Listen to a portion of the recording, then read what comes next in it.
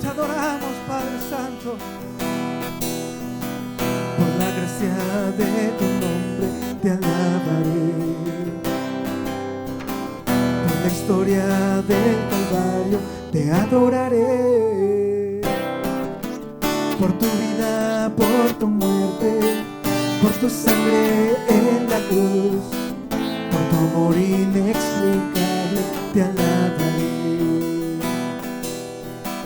Con toda la devoción te alabaré. Con toda mi gratitud te exaltaré. Con mi vida, con mi mente, con mi alma y corazón, con todas mis fuerzas te alabaré. Te alabaré, Señor, te alabaré. Te alabaré, Señor, yo te alabaré. Nada ni nadie entre tú y yo, hoy y siempre te alabaré. Sí, Señor, te adoramos, te exaltamos, Dios.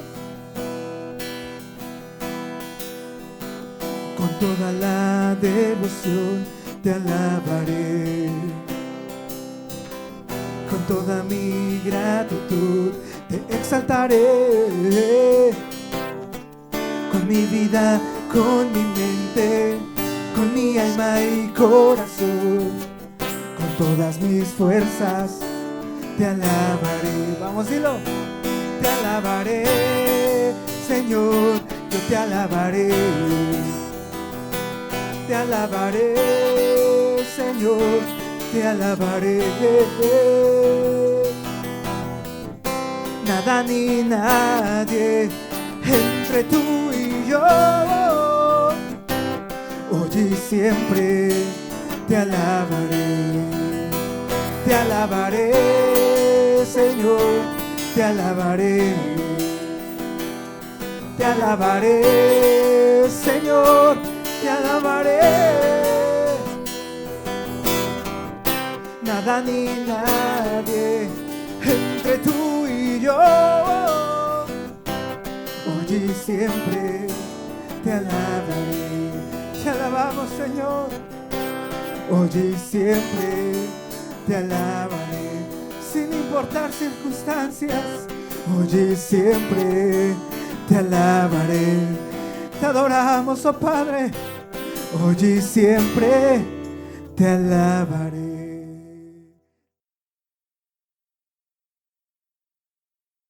Apocalipsis o revelación de nuestro Señor Jesucristo. Empecemos por el autor. ¿Quién es el autor de este libro? Y el mismo libro nos lo hace saber. San Juan, el teólogo, es el autor también del Evangelio y de las 3 epístolas que llevan su nombre.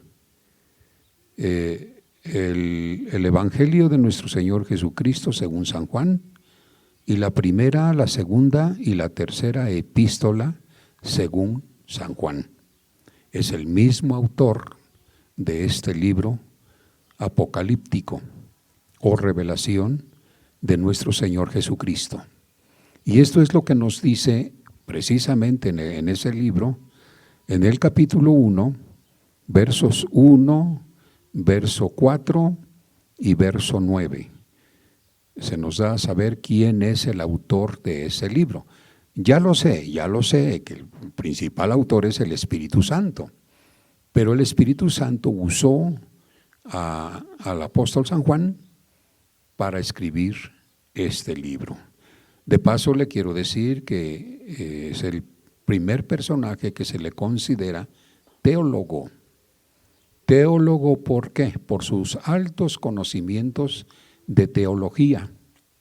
Ahora, para los que no saben qué es teología, teología se compone de 2 palabras, está compuesta de 2 palabras muy importantes. Teo, que quiere decir Dios, teo o lo concerniente con Dios, y logos o logía, logos que significa estudio, el estudio de Dios en este caso. Teología, un teólogo se ocupa de estudiar los atributos de Dios, la naturaleza de Dios, todo lo que tiene que ver con Dios. Por eso se les llama teólogos. Y San Juan es el único discípulo del Señor que tuvo esa tendencia de estudiar, conocer mucho más acerca de Dios, no solo lo que él vivió con Jesús en la tierra, pero investigó mucho más. Y es por eso que el Señor lo considera un elemento propicio, un elemento importante para escribir este libro. Luego pasamos a la ocasión. Vuelvo a repetir, el autor fue el apóstol San Juan, teólogo. Ahora pasamos a la ocasión. San Juan se encontraba desterrado por el emperador Dominiciano en la isla de Patmos, una pequeña isla al pie del Asia Menor, una isla como, para poner un ejemplo, como las Islas Marías que pertenecen a México, o sea, muy separadas las islas del macizo continental, apartadas. Por cierto, hablando de las Islas Marías, este nuevo gobierno disolvió el sistema que se estaba llevando a cabo en las Islas Marías, y los presos que allí estaban los trajeron al macizo continental, y pasan a ser las Islas Marías islas turísticas. O sea, se están preparando para realizar viajes turísticos.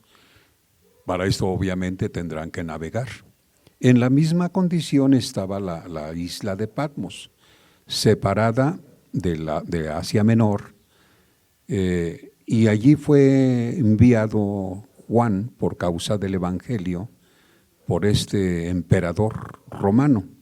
Lo desterró, y por causa del Evangelio, ya estando Juan, el apóstol Juan muy anciano, fue enviado a esa isla de Patmos, repito, por causa del Evangelio. Y le quiero repetir que Patmos es una isla rocosa y semidesierta que queda en el mar, se ubica en el mar Egeo, a unas 24 millas de Turquía, en Asia Menor, pertenece a Asia Menor. Entonces, ya hemos visto dos cosas muy importantes con respecto a este libro como introducción.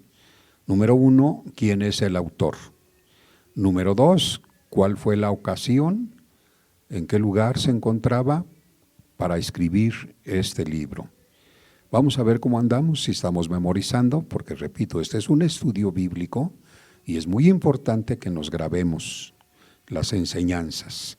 ¿Me pueden decir quién es el autor del libro de Apocalipsis o revelación de nuestro Señor Jesucristo, aparte del Espíritu Santo? A ver, fuerte, 1, 2 y 3.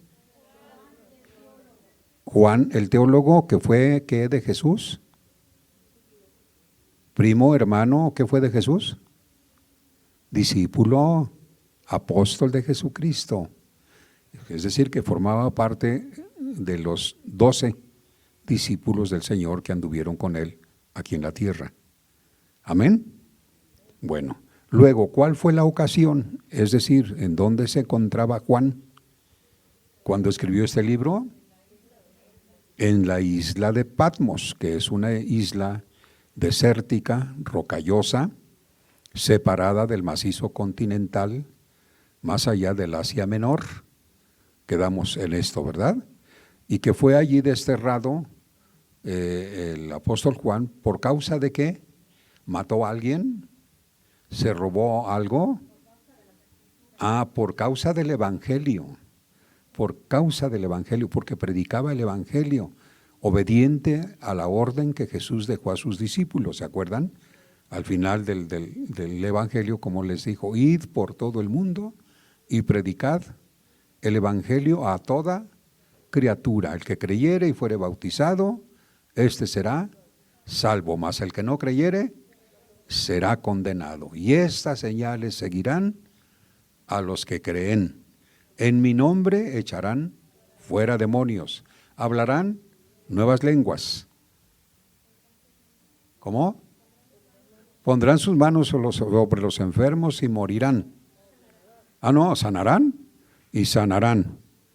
Si bebieren cosa mortífera, no les hará daño. Estas fueron las órdenes que el Señor Jesús dejó a sus discípulos, y Juan, obediente, lo hizo, y por causa de esto fue desterrado, enviado a la isla de Patmos. Más o menos, ¿en qué parte de su vida Juan fue enviado allí?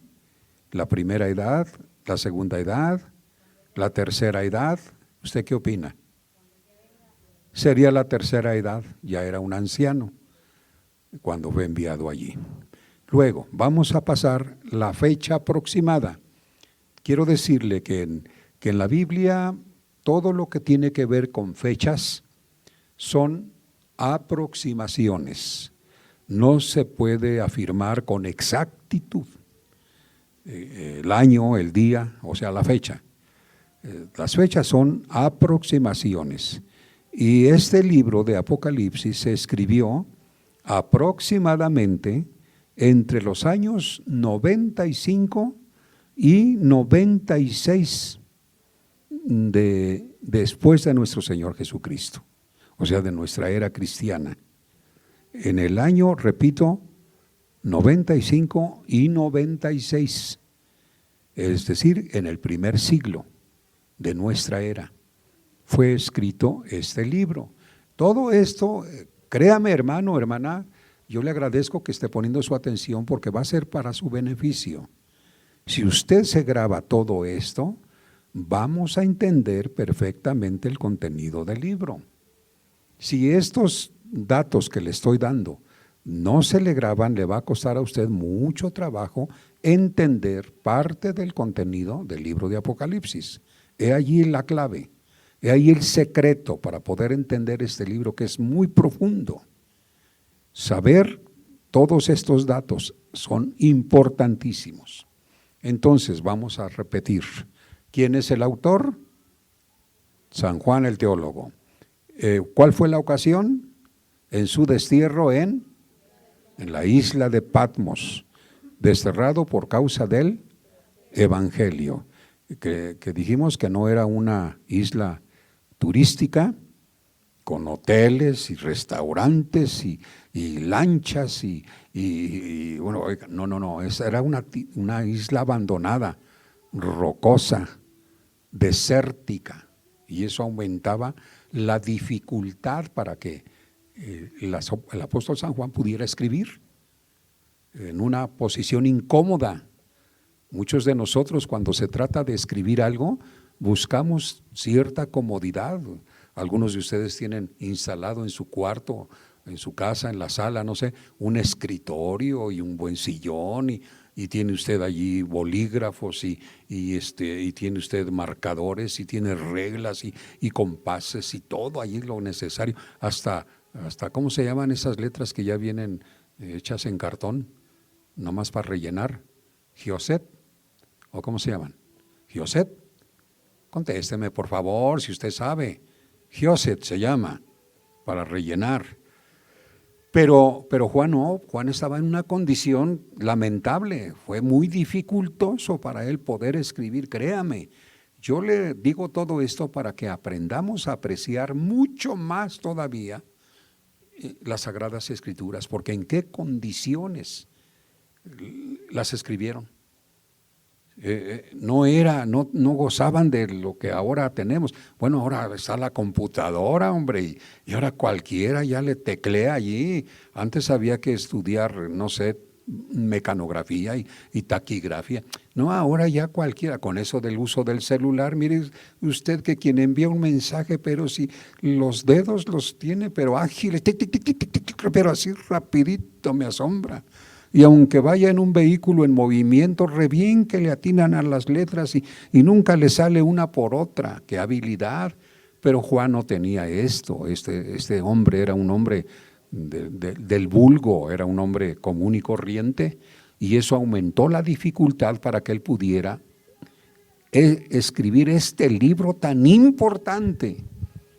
Quiero llamar su atención de usted para decirle que de todos los libros de la Biblia, el libro de Apocalipsis y el libro de Daniel son dos libros proféticos, son los más difíciles de entender.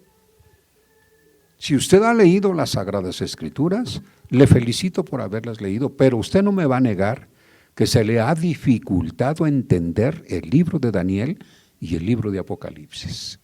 Vamos a aprender cómo es que podemos estudiar esos libros y los vamos a poder entender. ¿De qué manera? Por eso le digo que es importante esta introducción. Continuamos. Divisiones del libro.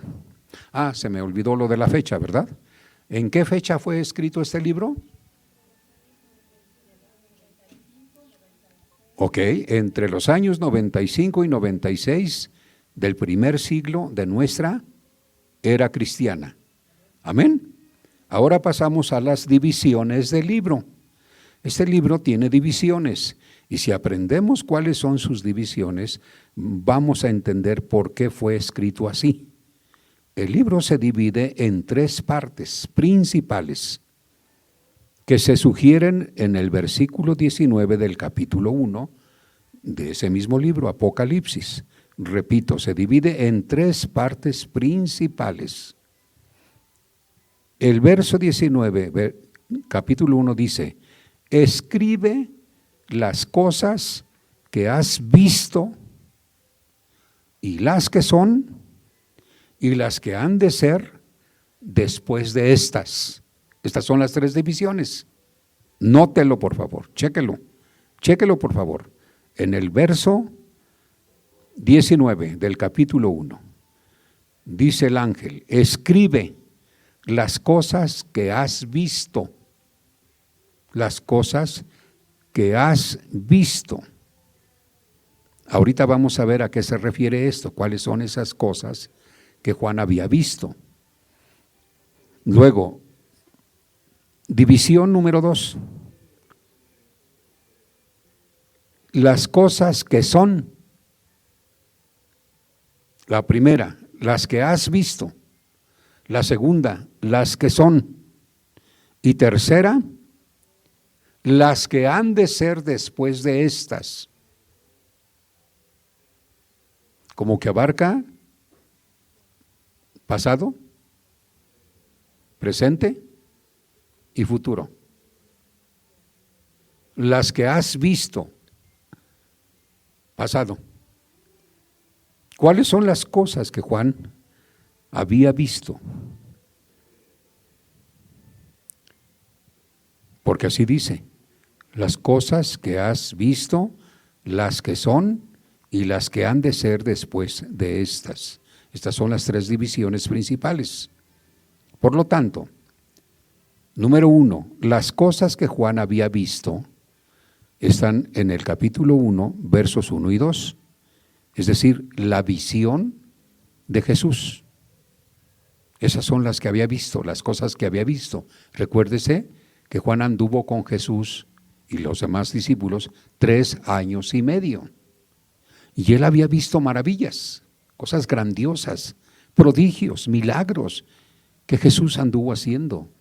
En Hechos de los Apóstoles se habla de Jesús, el cual anduvo haciendo bienes, y Juan fue testigo. Esas son las cosas que él había visto. Pero luego dice las cosas que son, ¿verdad que sí? Es la segunda división del libro. Las cosas que son, o sea, la situación en que se encontraban las 7 iglesias en Asia Menor, a las cuales dirige su mensaje en los capítulos 2 y 3 de este libro de Apocalipsis. En los capítulos 2 y 3, Juan envía su mensaje a las 7 iglesias, que después las vamos a memorizar. Y esas son las cosas que son, o sea, el presente, en el momento que él está escribiendo. Esta es la segunda parte, la segunda división repito, del libro de Apocalipsis. Y luego se mencionan las cosas que han de ser después de estas, futuro, que son los capítulos 4 al 22. La tercera división se compone de todos estos capítulos, del 4 al 22, es decir, 18 capítulos dedicados a las cosas del futuro. Ahora, este libro, repito, ha sido tan polémico por la forma en que se interpreta. Algunos han interpretado fantasiosamente, han visto cosas bajo el efecto de algún enervante. Perdóneme que diga esto, pero yo no sé, Nostradamus, que coincide con las profecías apocalípticas, bajo los efectos de qué fue que profetizó, porque hay muchas cosas, por ejemplo, que Nostradamus profetizó lo de Adolfo Hitler, alemán, que usted sabe por poco se apodera del mundo de una forma violenta, con armas, forma militar, y este Nostradamus habla de un tal Hister en su profecía. ¿Están aquí? ¿Están? No le estoy durmiendo. Digo, están en la sombrita. Si estuvieran de este lado, no, bueno, si la cosa sería muy difícil. Pero si usted me está poniendo su atención, yo le estoy diciendo que esas son formas de interpretar, a veces erróneamente o fantasiosamente. Y ojo, tener cuidado. Es por eso que hoy iniciamos este estudio, para que interpretemos correctamente este libro harto difícil. Es un libro, créame, es el más difícil de toda la Biblia. No cualquier pastor, no cualquier congregación se mete a dar estudios sobre este libro. Hay que empaparse de mucho conocimiento, no solo el libro en sí, sino libros afines, como ahorita le estoy mencionando lo de Nostradamus, y otros profetas más, que difícilmente es la correcta interpretación. Pero bueno, el apóstol Juan se encarga de escribir, y hay quienes han dicho que es el resultado de la senectud. ¿Están aquí? ¿Qué quiero decir con eso de senectud? Pues tan sencillo que cuando un ser humano llega a esa edad, no en muy buenas condiciones físicas y mentales, esa persona puede divagar o puede hablar cosas sin sentido, fuera de la razón. Y mucha gente ha acusado a Juan de estar precisamente en ese estado de senectud, ya en los últimos años de su vida, escribiendo, y que entonces los más jóvenes como que no le dan tanta importancia a esto. Pero créame usted que este libro es tan importante que tiene que ver con lo que el Señor nos habló en el otro semáforo naranja, acerca de su venida. ¿Se acuerdan? Que todos los mensajes estuvieron enfocados a ese evento que está por suceder. Y este libro tiene que ver mucho de eso. Lo vamos a ver con ayuda de Dios más adelante. Pero por lo mientras, grábese usted que este libro contiene 3 divisiones, dijimos, ¿verdad? Que abarcan ¿qué tiempos gramaticales?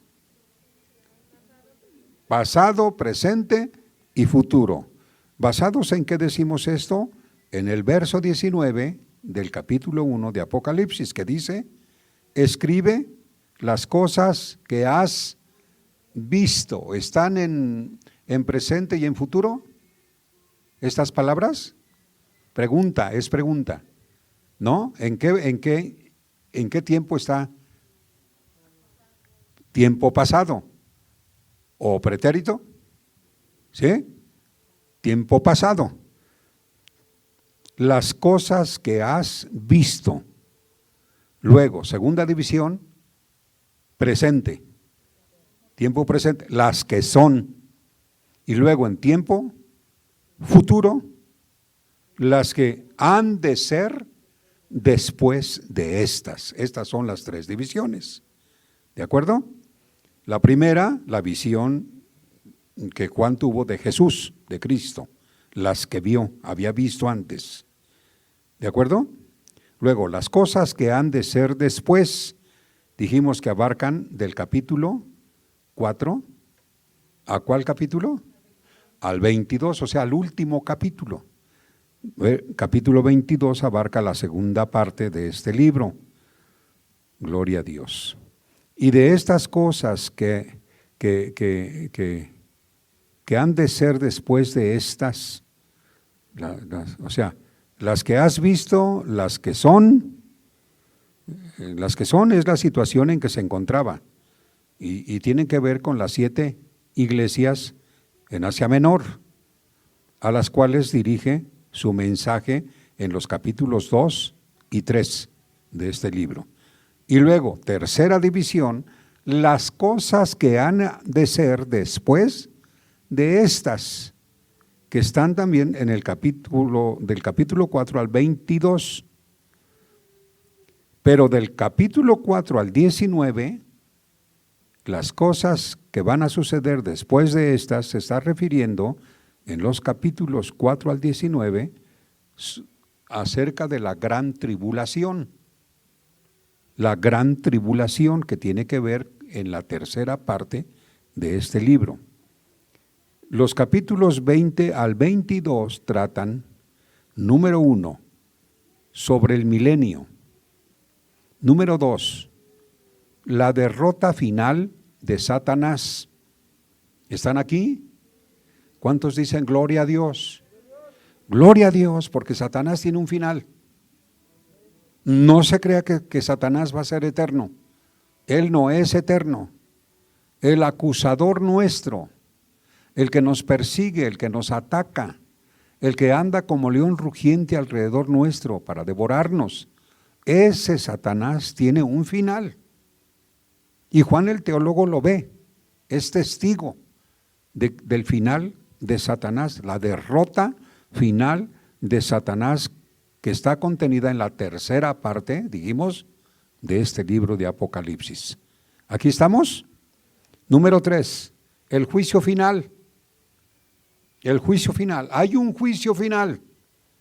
Hay varios juicios, pero aquí se refiere al último juicio, al juicio final, cuando todas las naciones, todos los seres humanos, de todas las condiciones, pobres, ricos, de todas las condiciones, comparecerán ante el gran trono blanco para ser enjuiciados, recibir el juicio final. Esa es la parte 3 de las cosas que han de ser después de estas, o sea, la tercera parte del libro de Apocalipsis.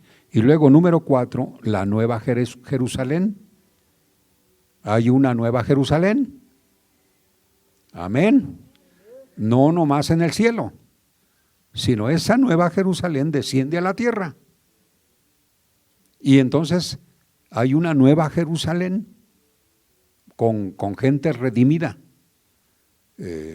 gentil, pero también del pueblo de Dios, que son los judíos, porque ellos también serán redimidos, no ahorita, después, primero nosotros y después ellos. Ellos lo quisieron así. Ellos lo quisieron así cuando rechazaron a Jesús. Ellos irían en primer lugar y después nosotros, pero al rechazarlo y al matarlo, entonces nos cedieron ese lugar y entonces seremos primero nosotros arrebatados para ir al cielo y conocer la nueva Jerusalén celestial, y luego regresamos para traer esa nueva Jerusalén, ya no celestial sino terrenal, y que ellos participen de eso. Ay, esto está tremendo. Todo lo que le estoy diciendo va a tener su explicación en detalle. Vamos a detallar todo esto. Ahorita le estoy dando como ¿qué le diré a usted? Como el contenido de este libro, general. Pero luego nos vamos a regresar para ir parte por parte, explicando con el significado de cada parte del libro de Apocalipsis. Y finalmente, de esos capítulos 4 al 22, está el famoso paraíso restaurado. Paraíso restaurado. Entonces, voy a repetir. Las cosas que han de ser después de estas se refiere a los capítulos 4 al 22, pero del 4 al 19 trata de la gran tribulación.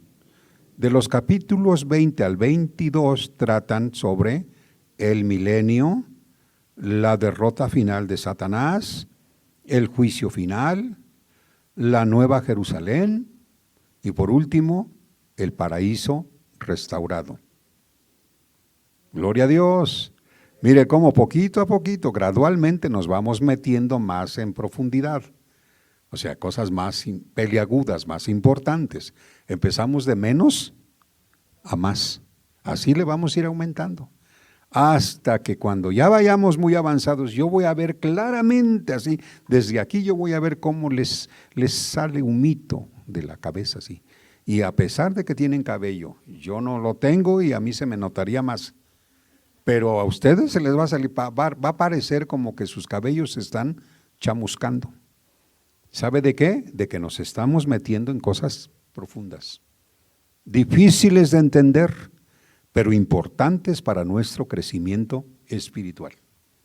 Ya vamos a dejar de ser bebés, niños, con niños, perdón por la palabra, en el buen sentido de la palabra se lo digo. O sea, ¿a qué me refiero? O sea, con mamila y leche. Dice el apóstol en la palabra de Dios, que ya no seamos niños espirituales, que alimentados por leche espiritual, sino gente que se alimenta con vianda, o sea, con alimento sólido. Y a ese nivel estamos llegando. Es por eso el estudio de este libro, que hoy empezamos. Mire, déjeme decirle, como currículum vitae mío, de mí, no es presunción, Dios me libre de eso, pero tengo suficiente experiencia en el estudio del libro de Apocalipsis. Por muchos años he enseñado este libro, y no a grupos pequeños. Estuve enseñando a grupos de 3,000 a 5,000 personas cada domingo a las 6 de la tarde en el Centro de Fe, Esperanza y Amor de Tacuba. Y avanzamos, llegamos hasta el capítulo 13 de Apocalipsis, que fue cuando yo ya salí de allí y ya no pudimos continuar. Pero esos mensajes sobre el libro de Apocalipsis fueron grabados y fueron enviados a Guatemala, o sea, a Centroamérica y parte de Sudamérica y a los Estados Unidos, estudios muy profundos del libro de Apocalipsis. Entonces tengo una experiencia, yo creo que muy importante, como para que usted confíe que no vamos a divagar, no vamos a estar perdiendo el tiempo, vamos a estar muy informados y vamos a crecer muchote vamos a crecer. A lo mejor alcanzamos la estatura del varón perfecto con esto, que esa es la meta nuestra, ese es el límite para nosotros. Ir creciendo hasta llegar a la estatura del varón perfecto que es Cristo Jesús. ¿Cuántos dicen amén?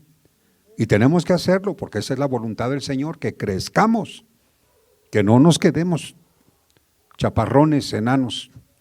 Tenemos que crecer en conocimiento de la palabra de Dios. ¿Dicen amén? Por el tiempo no se preocupe, yo lo estoy checando aquí y yo sabré en qué momento ya le paramos para que no se vaya a fundir, no se funda, sino quede algo para el próximo estudio. Amén. Ahora vamos a ver las diferentes interpretaciones de este libro. Antes de eso vamos a hacer un breve repaso. Primero fue el autor. Luego fue la ocasión. Luego las divisiones del libro. ¿Sí? Rápidamente, ¿quién fue el autor? San Juan. ¿En qué ocasión? En la isla de Patmos, desterrado, por causa de el Evangelio. ¿Sí?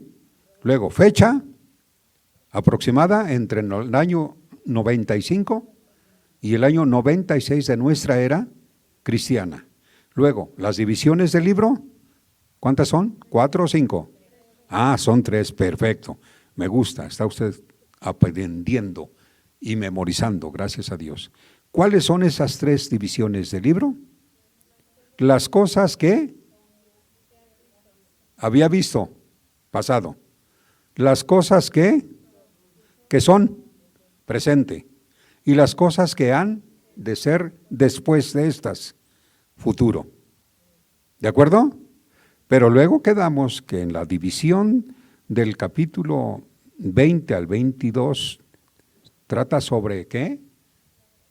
El milenio, la derrota de Satanás, primero la gran tribulación, luego el milenio, la derrota final de Satanás, el juicio final, la nueva Jerusalén y el paraíso restaurado.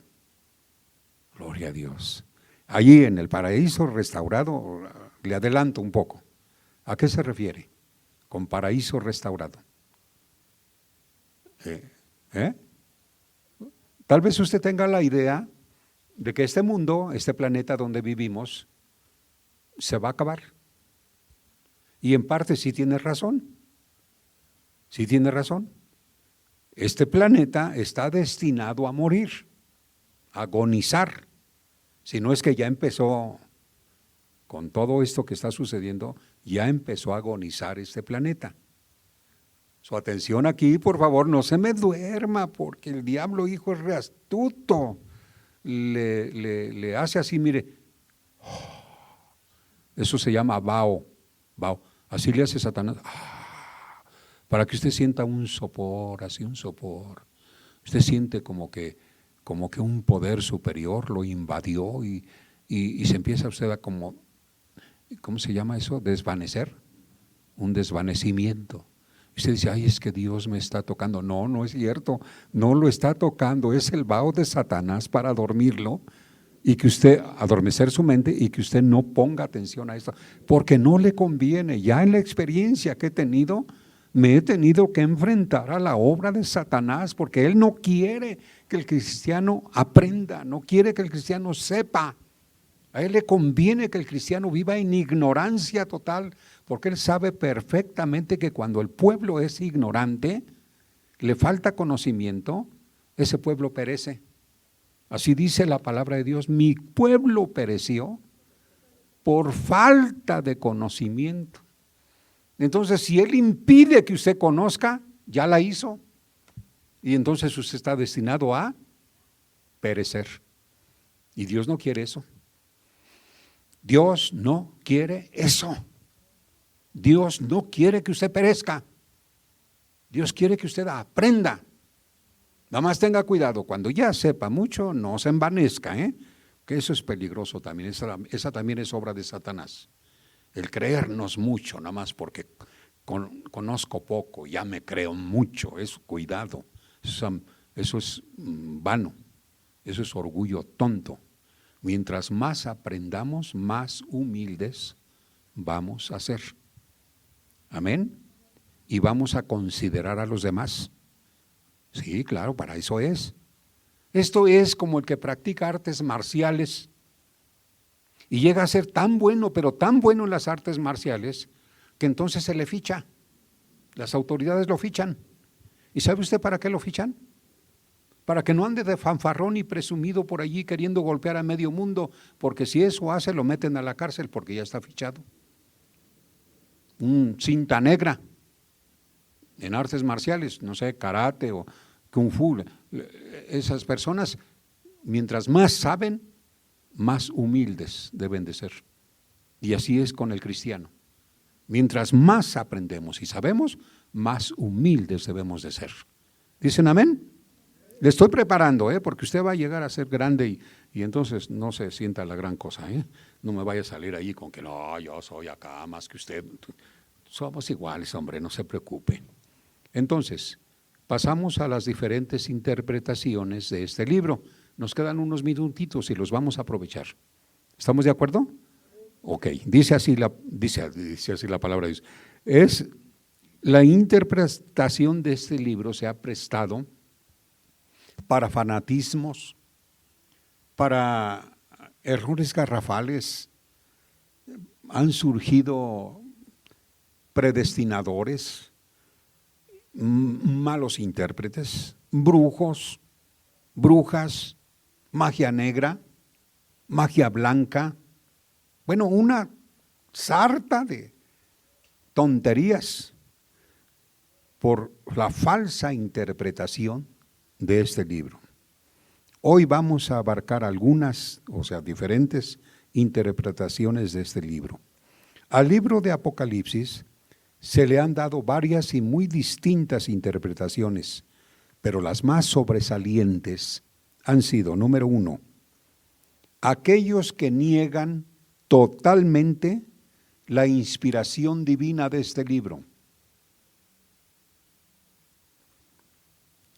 Estas personas argumentan que el libro es puramente humano, sin ninguna inspiración divina.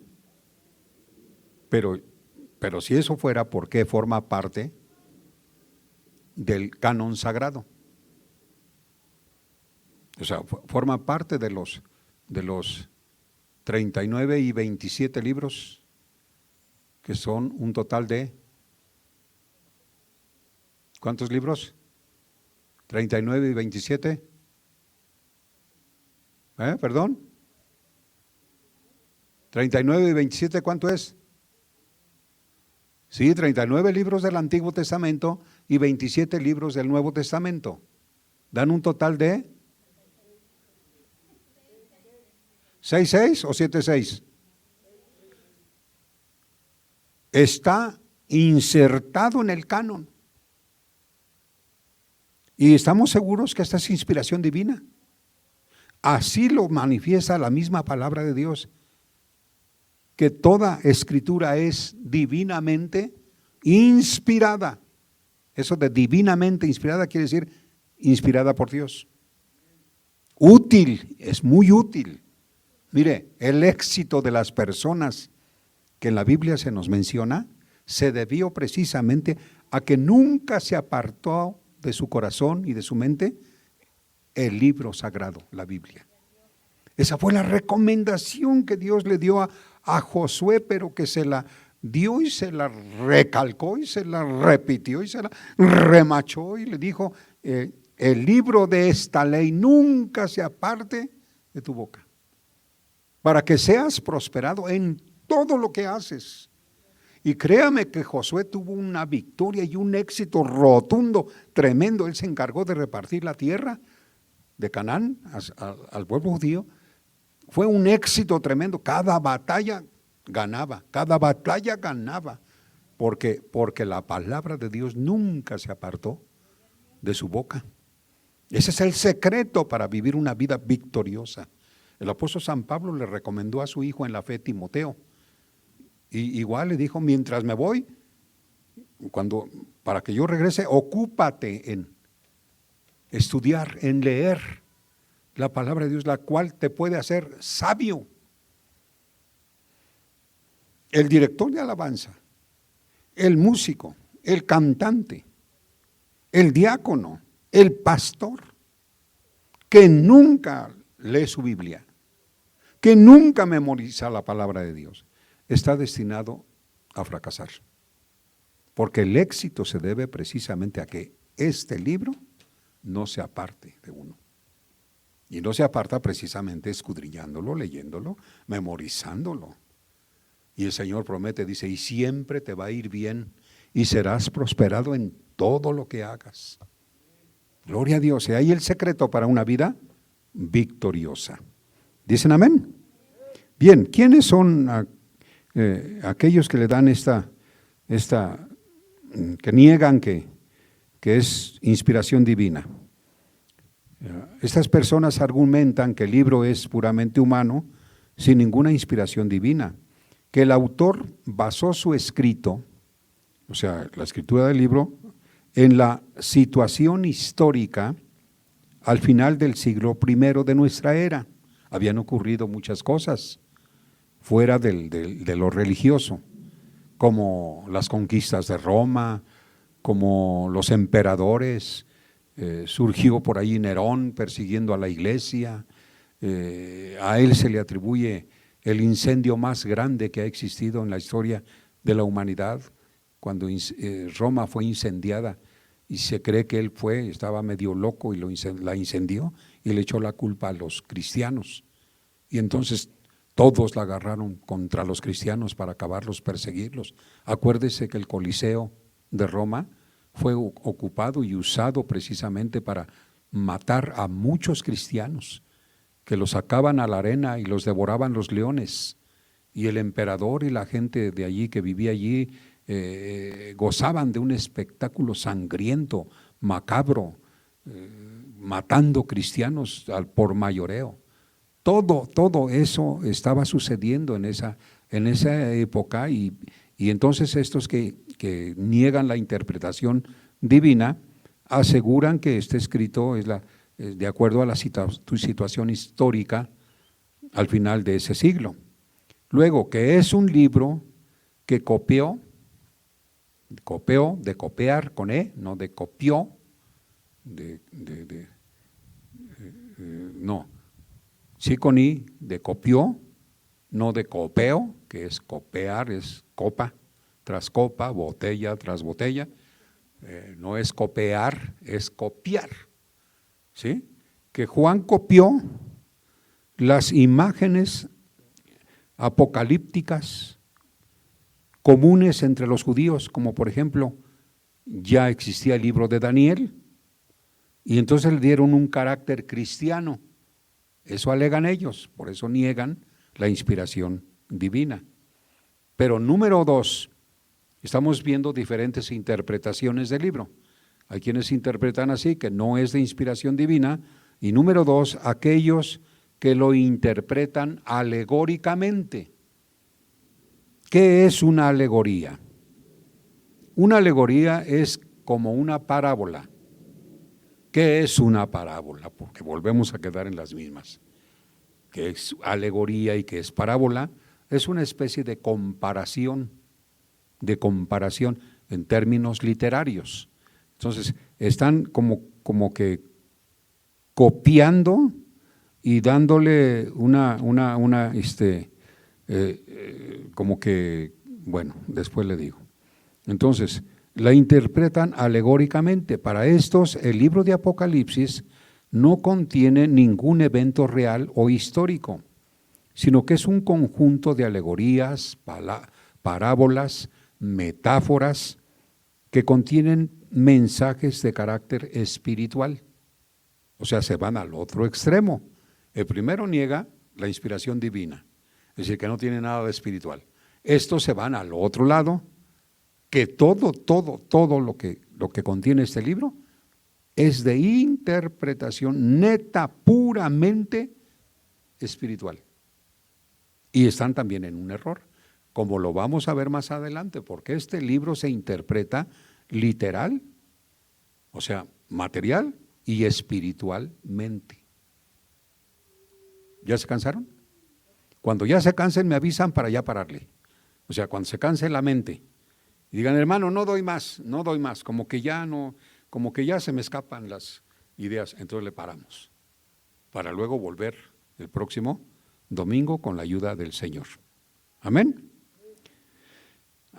Y luego aquellos que le dan una interpretación preterista, o sea, que a excepción de los capítulos 20 y 22, todos los demás capítulos contienen eventos que sucedieron en el tiempo de Juan, y que Juan es solamente un historiador que registra cosas que acontecieron en sus días. O sea que es un libro puramente histórico, no le concede ninguna otra interpretación. Vamos a ver más adelante que el libro de Apocalipsis contiene mucha profecía. Entonces no puede ser nada más un libro de historia, necesita tener algo de espiritual como para contener profecía. Es decir, que se nos revelan eventos del futuro que tienen que ver con la iglesia de Jesucristo, o sea, con usted y conmigo. Maravilloso. Yo alabo a Dios porque el Señor nos está guiando en este estudio.